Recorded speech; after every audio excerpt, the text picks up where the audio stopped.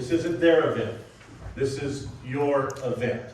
First, a little bit about me. My name is Ed Bejarana. I'm the host of Idaho Speaks, an Idaho-based conservative talk show for issues and candidates. Many of these candidates have been on the program. You can hear them if you visit idahospeaks.com or wherever you might digest any podcast material. What we're going to do tonight is we're going to interview these candidates. You are going to be asking questions. Because this is a public forum and we're in the house of God, please, no profanity. Let's respect where we are. Let's also respect one another. Let's be mindful of the fact that while we may not all agree on the direction that one candidate may want to go versus the other, what we can all agree on is we live on it's some of the greatest territory in the face of the earth. Idaho just is the greatest state there is.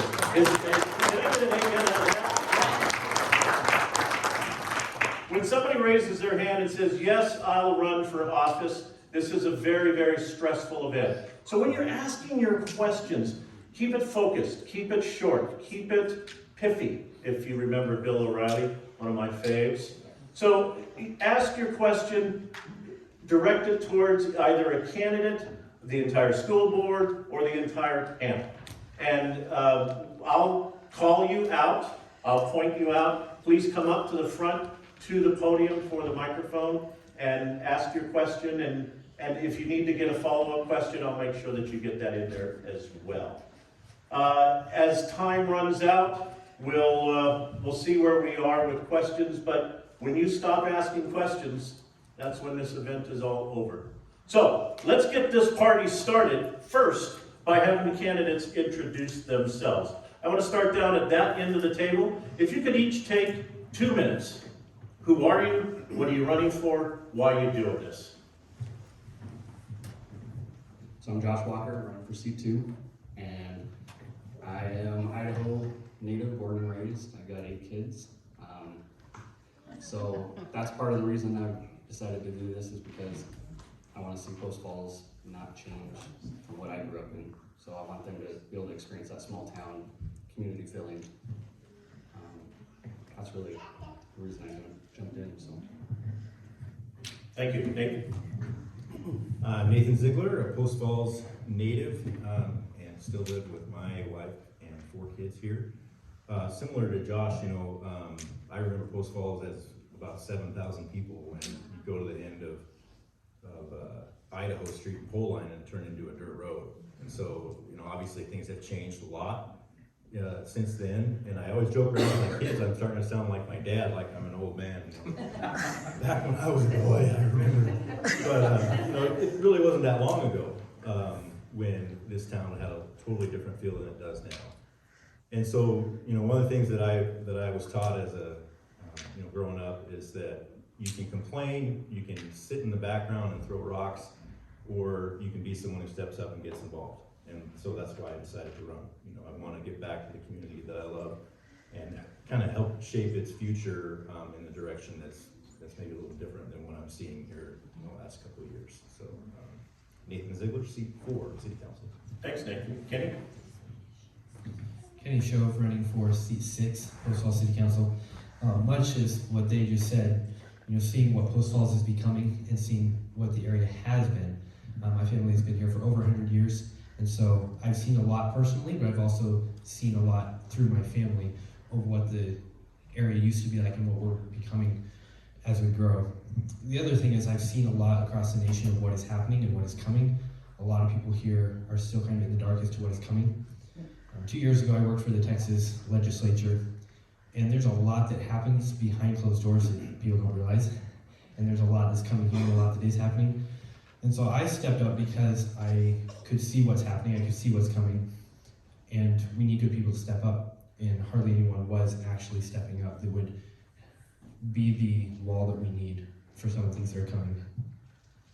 Also last year, we had the mask mandate that was trying to be passed in Post Falls, and I stood outside that meeting, was not allowed in. The police kept me out, and I showed them the law and open meeting laws, and they said we don't really care, and we're just doing our job. And so that was kind of the the straw for me was realizing it's already here and we need to step up and fight. So I'm here running for C6 because I am going to fail. Thank you, Kenny. Guy? My name is McAninch.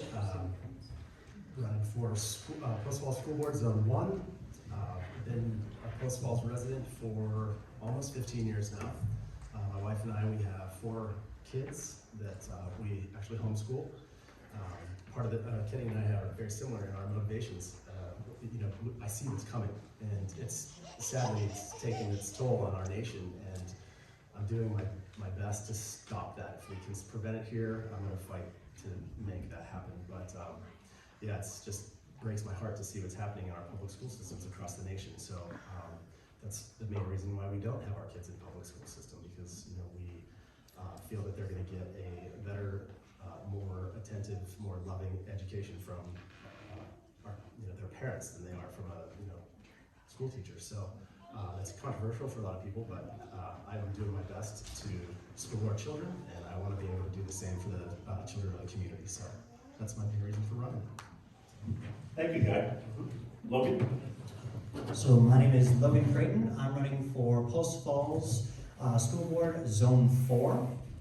My reason for running, basically in echo of what the gentleman before me had said, I don't like what I see coming down. It's very easy to look in the future and see what our town will be like. Look into the classroom. That is Post Falls in the coming 10 years, 5 years, next year. The students who are graduating now are going in to our society.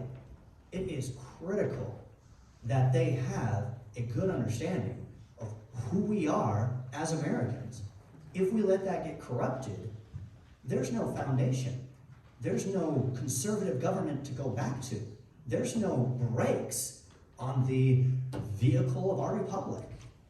So to me, seeing that, and I've got 4 kids coming up to school age, I would worry about putting them into a system that I see the product coming out of it. So, and again, as one of the gentlemen said, Mr. Walker, that essentially there's 2 kinds of people in the world. Those who complain and those who bring solutions. Well, I see a problem. I'm not one just to complain. I want to bring solutions. So that's where I'm running for Post Falls Zone 4. Thank you, Logan. Appreciate it. Dave? So, my name is David J. Reilly, and I'm running to be your Zone 5 trustee for Post Falls School District. I am here by the grace of God with my wife and my daughter, who are in the back, to give parents their voice back on the school board. We have seen how the DOJ and Merrick Garland have been intimidating parents. The National School Board Association writing a letter calling parents domestic terrorists, which they, because of our pressure, have had to recant on that. They've had to apologize because we're winning. We're winning, and we're going to win this election, and we're going to take back our schools. We're going to restore some sanity in the classroom. We're going to do away with things like Common Core, critical race theory, social emotional learning, and the big tech agenda that has taken over our schools. So that's why I'm running. I'm running because nobody else was stepping up to do this. And I'm sitting here with my daughter, and I'm wondering, well, what are her friends going to be like if they go through all of these programs? What is our society going to be like? What is this place, this special place of Kootenai County, a place that is renowned across America for its security, for its deep Christian values? What is that going to be like if we allow our education system to erode the morals of our children? And so I'm here to fight for the parents and fight for the children of Post Falls. Thank you. Well, if you were keeping count, these 6 candidates have 21 children. Holy smokes, that's like 2 baseball teams here. All right, so let's kick it off with some questions. Who has some questions? Come on forward. Come on up to the microphone so everybody can hear your question. Go, Ruth. Can't believe I'm here doing this. So I took notes as much as I could of what each one of you said. So for Josh, Nathan, and Kenny, who are running for council, how do you propose to change have any kind of impact on the existing council members who do not align with your views? Excellent question. Who wants to go first? I'll go first. Okay. So just make sure I get the question correct. You're asking me to kind of contrast my views to the person in the seat now? Is that- Yes, to Okay. see if they will fall in line with you, or how easy it might be to just sway to change their minds a little bit. Yeah. Okay. Well, I think the biggest contrast between me and the incumbent is, first of all, like I said, I'm a Post Falls native. He has spent his entire career in Coeur d'Alene, and nothing against Coeur d'Alene, but I don't feel like there's any crosstown jealousy for me to make Post Falls like Coeur d'Alene. So, that's part of what I have mentioned before, is that, I feel like the identity of our town is very unique. It's different than Hayden, it's different than Rathdrum, it's different than Coeur d'Alene, and that's something that I have always wanted to keep, kind of a bedroom community style. A little bit quieter, a place where people can maybe retreat from where they work in Spokane or Coeur d'Alene or wherever that may be. So the two biggest things that I would say that mark me differently than the incumbent is, we're faced with this COVID pandemic, and I understand there's a lot of fear and questioning about public safety on that. However, I believe that liberty is one of our key principles in this country, and I don't believe that the city government is responsible for mandating anything to its citizens when it comes to vaccines or masks.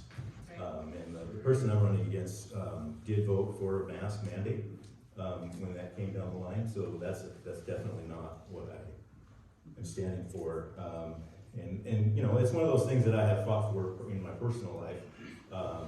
I just got fired from my job last week because of the vaccine mandate that I wouldn't comply with.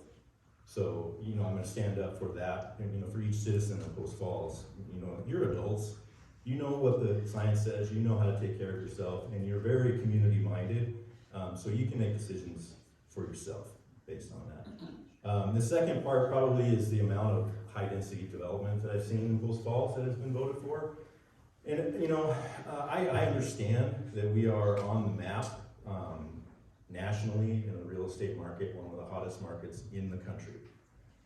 So, we're not gonna be able to shut down growth, period. We're just not gonna be able to do it. But I do think we can do a better job at creating more concentrated urban areas that are appropriate. And in my definition of appropriate, that means in access to local community services within walking distance. That seems to be an appropriate place to put an apartment complex or places like that where people can get out and walk. It mitigates the traffic effect in the local community. When you have 400 units that are, out on the prairie, how many cars is that trying to get it across? So, I'm not a big fan of high density housing, but I do understand that sometimes, that's our option. Because I want my kids to be able to afford to live here when they get out of school. So there has to be some kind of entry level or transition housing available to the residents. But I don't think it should be a free for all for developers to come in and ask for a change in zoning, as we've seen on the north side of Fieldstone. That was all supposed to be R1, single family residential, and it was changed because of a developer request to make it a mixed commercial. And I was at that meeting, and it was a very contentious meeting, and unfortunately it was approved to change that zoning, and I would definitely voted against that. So hopefully that. Excellent, thanks Nathan. Josh, Kenny, either one of you want to answer? Take a crack on this? Kind of to follow what Nathan said, I know the incumbent that I'm running against right now, he also voted for the masks, which I would absolutely 100% vote against any type of that. I'm for 100% medical freedom, and the government has no right at all to be putting their fingers where they don't belong. And then as far as the growth, and then it's coming, it's gonna come, but I think it needs to be relooked at. The high density housing, that stack them and pack them mentality where we're just throwing apartments everywhere. Again, I see a need for them in every town. You gotta have that interim, that entry level. Again, I got kids too, and would love to see the older ones be able to move out, but the apartments that are going up right now, there's as much as a house. So, the rezoning needs to slow down and stop. Would love to see more single family homes. going in, and then also the impact fees. I know we just recently this year it was voted, to raise those, but that goes to parks and streets and emergency usage. But I think right now it doesn't allow any of it to go towards the schools, and I think that is something that needs to be changed. I think impact fees, there should be a line on that budget, from the developers that are paying per dwelling, that should be going to the schools, because it's not only affecting all the infrastructure, but it's affecting the schools too. So that's kind of where I'm at. To clarify real quick on your question, are you asking what we would do different versus the incumbent, or when we're on city council, how we would try to influence the others? That's it. Okay. One of the things that we have to look at is if we all three get on, then we can work together and we'd have more of the majority. If one of us gets on, we're gonna have quite the fight trying to persuade the others. And at that point, it's really just stand for what you believe in and let the results happen, because we can't necessarily sway the entire city council for just one member on there. So if I'm the only one that gets elected there and I'm fighting against the opposition, what I would do is I would look at what my jurisdiction is and what my responsibility is, and that's to represent the people. And so I'm going to stand for liberty. I'm going to stand for what we are supposed to be doing as a city council. And if I'm a thorn in the side, that's what I'm going to have to do. Yeah. Does that answer your question? Yes, thank you. Great, thank you. Who else has a question? Come on up.